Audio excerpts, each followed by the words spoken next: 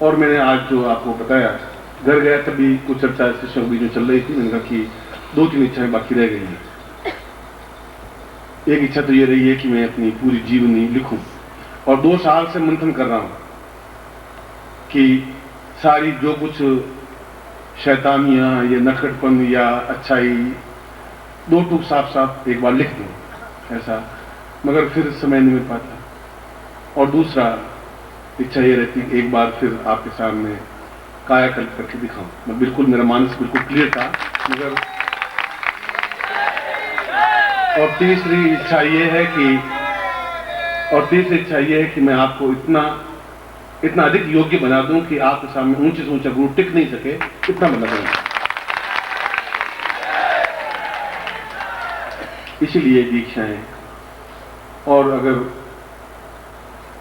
मैं दीक्षा दूं या कैलाश दे या अरविंद दे, इसका मतलब आपके मन में ये नहीं आया कि गुरु जी खुद नहीं दे रहे हैं, इतनी नहीं।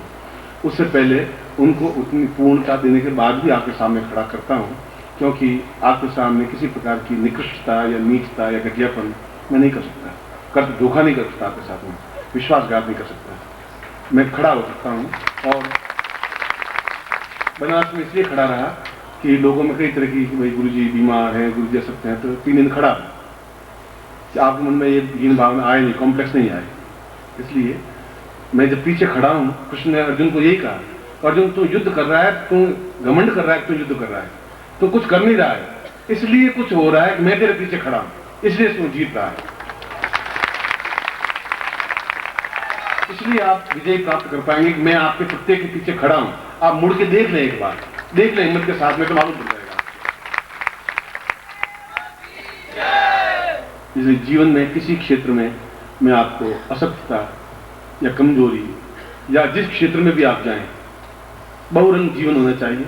गाएं तो बहुत मस्ती के साथ गाएं, नाचे तो झूमते हुए नाचें, विद्वत्ता हो तो एकदम हो, जो कुछ भी जीवन में भोग और योग और मोक्ष और जो भी हो हम करें तो पूर्णता के साथ सब आनंद लें, सब रंग लें।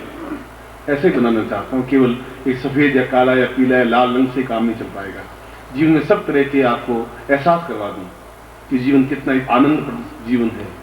पहले मैं यात्रा करवाता था हिमालय की शिष्यों को, बीच में बंद सी हो गई, मगर मैं दिखा देना चाहता हूं कि कितने उच्च कोटि के साधु अभी भी हैं, कितने ऊंचा हिमालय है, अभी भी कितने वर्षों के सन्यासी हैं।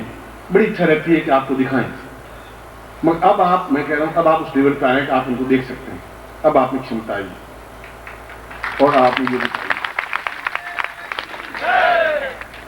आप दीक्षा के लिए जो है वो लाइन में खड़े हो जाएं और व्यवस्था के साथ खड़े हो। बिल्कुल तुम्हारे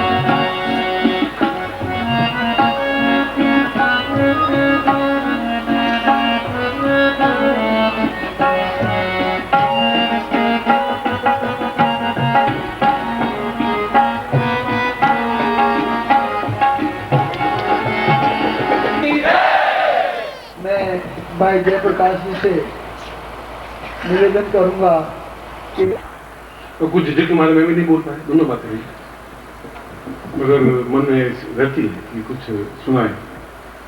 कई बार ऐसी इच्छा होती है। रोली के अवसर पर तो ऐसा होना ही चाहिए, क्योंकि जीवन सभी दृष्टियों से पूर्ण होना चाहिए।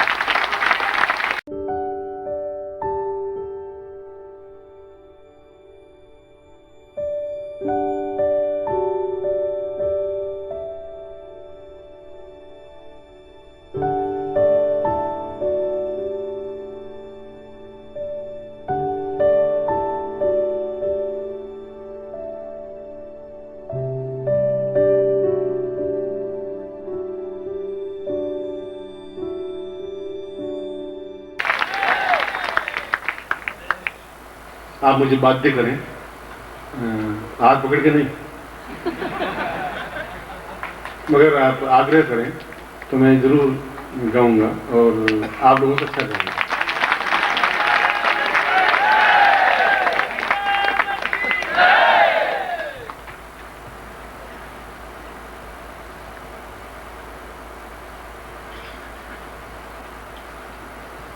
कालम यमोयम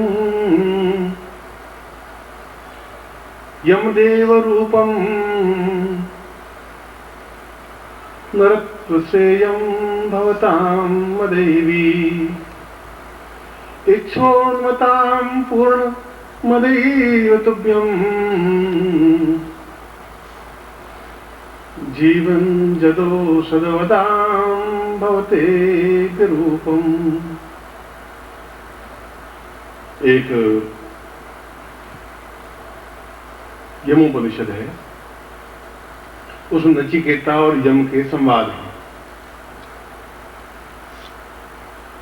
नचिकेता एक ऋषि हो चुका है और यम मृत्यु का एक देव है, और मृत्यु जीवन में एक आवश्यक भी है, और मृत्यु को परे धकेलना भी आवश्यक है। अगर मृत्यु नहीं हो तो संसार में खड़े होने के लिए जगह ही नहीं मिलेगी। मगर कुछ श्रेष्ठ व्यक्तित्व ऐसे होते हैं जो मरते नहीं है, मर ही नहीं सकते, संभव नहीं है। नचिकेता भी उनमें से एक था। विश्वामित्र ने जब इंद्र से युद्ध हुआ, लड़ाई हुई, तो विश्वामित्र ने कहा मैं नई सृष्टि रच दूंगा, मैं तुम्हारी बात नहीं मानूंगा। और उन्होंने नवीन पृथ्वी की रचना कर दी, नवीन पक्षियों की रचना कर दी, नवीन व्यक्तियों की रचना कर दी, और उनको एक स्थिति दे दी कि वे मृत्यु को प्राप्त कर ही नहीं सके, क्योंकि वह एक उद्दर्श ऋषि था, एक ताकतवान ऋषि था, क्षमतावान ऋषि था। और मैं जब बार बार आपके सामने एक बात को दोहराता हूं तो उस दोहराने के पीछे श्लोक है। यह श्लोक विश्वामित्र ने उस उपनिषद में कहा है। उसने कहा कि वह जीवन नहीं है जो एक रोते कलपते हुए बीते, वह जीवन नहीं है। वह जीवन भी नहीं है जो दुर्बलता के साथ व्यतीत हो, चाहे पुरुष का हो चाहे स्त्री का हो, जो साहस और क्षमता के साथ बीते, एक क्षण बीते तो जिंदा सजीव जिंदा बीते, ऐसा बीते कि जब हम हुंकार भरें तो एहसास हो सके, जब हम बोले तो सामने वाला अतप्रभ हो सके, जब अपनी बात कहें तो सामने वाला बाध्य हो सके उस बात को मानने के लिए। और ये जीवन में सफलता के लिए अत्यंत आवश्यक है। आप बात कहें, सामने वाला माने ही नहीं, घर वाले आपके बेटे नहीं माने, आपकी पत्नी नहीं माने, आपका पति नहीं माने, पड़ोसी नहीं माने, आप ऑफिसर नहीं माने, तो आपका बोल अपने आप में जो ब्रह्म के समान है, वे बोल अपने आप में व्यर्थ है, और आप मन में हताश, निराशा, कुंठा, चिंता, तनाव लिए हुए वापिस लौट जाते हैं, और वो आपको मृत्यु देती है। मृत्यु आपकी तनाव देता है, आपकी हताशा देती है, आपकी कुंठा देती है, जो आप चाहते हैं वह हो नहीं पाता, इसलिए आप मृत्यु का वर्ण प्राप्त करने के लिए बाध्य हो जाते हैं। बाकी हमारे ऋषियों को तनाव था ही नहीं, हमें भी कोई तनाव है नहीं, मगर हम उस तनाव से मुक्त होने की क्रिया नहीं सीखे। विश्वामित्र ने सीखी। इस उपनिषद इस श्लोक में यही बात कही गई है कि जीवन वैसा जीवन नहीं होना चाहिए जो एकदम रोता हुआ कल्पता हुआ बीते। आज मैं अभी घर बैठा था तो मैं पंचांग देख रहा था। उस पंचांग में जो मेरा या तो समय काव्य शास्त्र विनोदेन कालो गच्छति धीमता, मूर्खों का समय आलोचना करने में और एक दूसरे की निंदा करने में व्यतीत होता है, और बुद्धिमानों का समय काव्य शास्त्र विनोदेन, हंसी मजाक में, शास्त्र पढ़ने में, पढ़ाने में, और कविता गुनगुना में और कविता लिखने में व्यतीत होता है। समय तो बीतता ही है, दोनों अपने अलग अलग ढंग से व्यतीत करते हैं। मैं उस पंचांग में देख रहा था कि ये ऐसा समय जो व्यतीत हुआ, ऐसा क्यों हुआ, आगे क्या है, आगे आने वाला समय ऐसा है जो महाभारत युद्ध के बाद वापस समय आ रहा है। और मैं जो बात कह रहा हूं वो कैसेट में आ रही है, कोई ऐसी बेसलेस बात नहीं है, आधारहीन बात नहीं है। इसलिए कि पिछले 10,000 वर्षों के बाद वो समय आ रहा है, तो वो समय अष्टग्रही योग है। 8 ग्रह एक साथ मिलकर के एक स्थान पर खड़े होंगे, और जब 8 ग्रह एक साथ जब मिलते हैं, 9 ग्रह तो मिल नहीं सकते, राहु केतु तो बिल्कुल एक विपरीत ध्रुव में होते हैं। एक ही व्यक्ति के 2 हिस्से, एक धड़ है, एक शिर है, एक को राहु कहा गया, एक को केतु कहा गया। और जब महाभारत काल में अष्टग्रही योग हुआ तो आधे से ज्यादा भारतवर्ष आर्यवर्त समाप्त हो गया। ठीक वैसा ही योग पंचांग में अगले कुछ महीनों में आ रहा है, और मैं सन्न सा रह गया उस पंचांग को अचानक उस पर नजर पड़ने पर। कभी चिंतन किया भी नहीं था।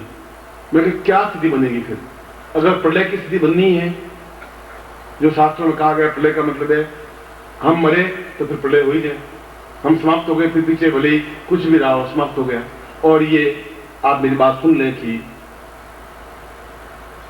अगर महाभारत युद्ध की तरह यदि विश्व युद्ध हुआ तो अगले 1.5-2 साल में अवश्य होगा ही, और वो हमारे लिए बहुत पृथ्वी के लिए विनाशकारी होगा। किसी की बुद्धि थोड़ी खराब होने की जरूरत है, परमाणु बम के माध्यम से पूरी पृथ्वी को मिट्टिया-मिट किया जा सकता है। और इसीलिए आप आज मैं जिस नाम में हूं उसी नाम में आप भी हरदम एक, मैं आपको कह रहा हूं आप शेर की तरह बने, मैं आपको कह रहा हूं आप ताकतवान बने, क्षमतावान बने, पौरुषवान बने, मैं कह रहा हूं, मगर केवल कहना और आपके जीवन में उतारना दोनों अलग अलग क्रियाएं।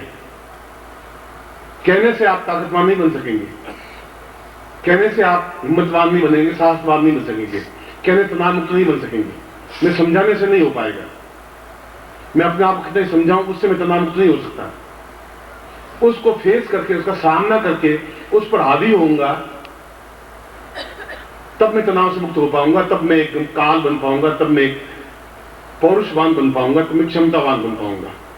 तो कृष्ण महाभारत में ओंकार करते हुए कहते हैं, दुर्योधन आ ललकार रहा हूं, ताकत मेरे सामने आ, छुपकर मत खड़ा हो, मैं अकेला ही बहुत तुम्हारे लिए, तुम्हारे पूरे कौरवों के लिए बहुत हूं।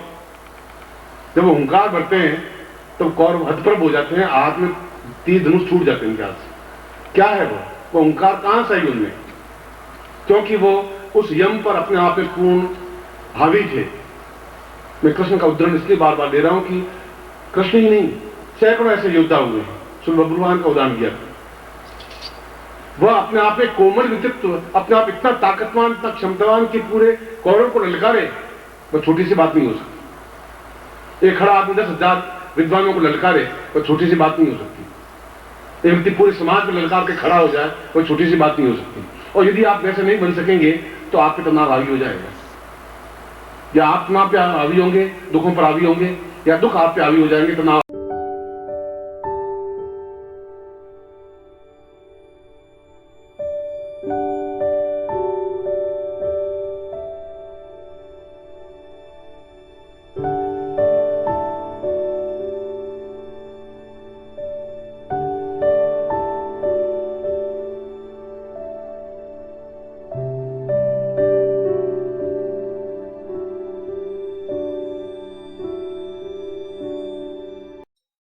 ओम परम तत्वाय नारायणाय गुरुभ्यो नमः।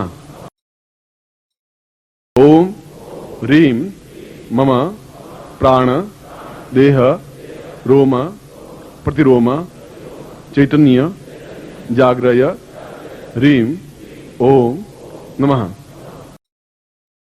ओम भूर्भुवः स्वः तत्सवितुर्वरेण्यं